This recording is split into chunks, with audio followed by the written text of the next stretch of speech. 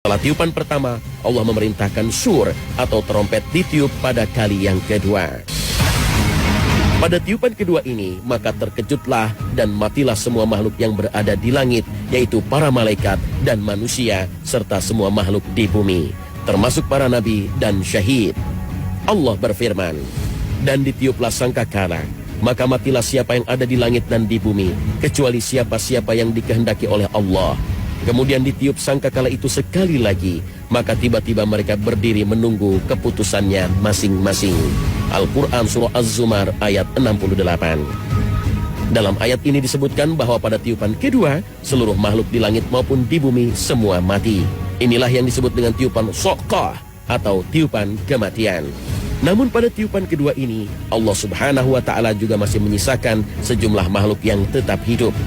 Sebagian ahli tafsir menyebutkan mereka yang dibiarkan hidup itu adalah malaikat Jibril, Mikail, Israfil, Izrail, dan 4 malaikat pemikul Arsy. Mereka inilah yang disebut Al-Quran dengan kalimat, kecuali siapa-siapa yang dikehendaki Allah. Kemudian Allah memerintahkan malaikat maut untuk mencabut nyawa Jibril, Mikail, Israfil, dan para malaikat pembawa Arsy yang 4. Maka tidak ada yang tersisa kecuali Allah dan malaikat maut. Kemudian Allah berkata kepada malaikat maut, wahai malaikat maut, kamu adalah salah satu dari makhluk-makhlukku, maka sekarang matilah kamu. Dengan demikian matilah malaikat maut. Maka tidak ada yang tersisa kecuali Allah yang maha perkasa, yang maha hidup, yang tidak pernah mati, yang awal, yang tidak ada sebelumnya sesuatu apapun, yang akhir, yang tidak ada sesudahnya sesuatu apapun. Kemudian Allah berkata, akulah raja, akulah penguasa. Di manakah raja-raja bumi? Di manakah para penguasa? Di manakah orang-orang yang sombong? Dan untuk siapakah kekuasaan pada hari ini?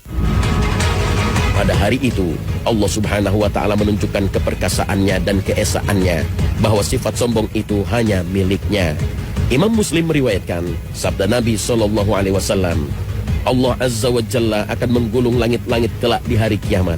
Kemudian ia mengambilnya dengan tangan kanannya dan berfirman, akulah raja. Di manakah orang-orang yang selalu bertindak sewenang-wenang?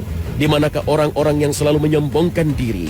Kemudian Allah menggulung bumi-bumi dengan tangan kirinya dan berfirman, akulah raja. Di manakah orang-orang yang selalu bertindak sewenang-wenang? Di manakah orang-orang yang selalu menyombongkan diri? Hadis riwayat Muslim. Kesombongan inilah sifat yang tidak boleh disandang oleh makhluknya, siapapun ia. Inilah yang ditegaskan Rasul SAW dalam hadis qudsi dari Abu Hurairah. Allah Azza wa Jalla berfirman, kesombongan adalah selendangku dan keagungan adalah kain sarungku. Barang siapa bersaing turut memiliki dalam salah satu dari kedua hal tersebut, maka benar-benar akan aku lemparkan dia ke neraka. Hadis riwayat Abu Daud, Ibnu Majah, dan Imam Ahmad.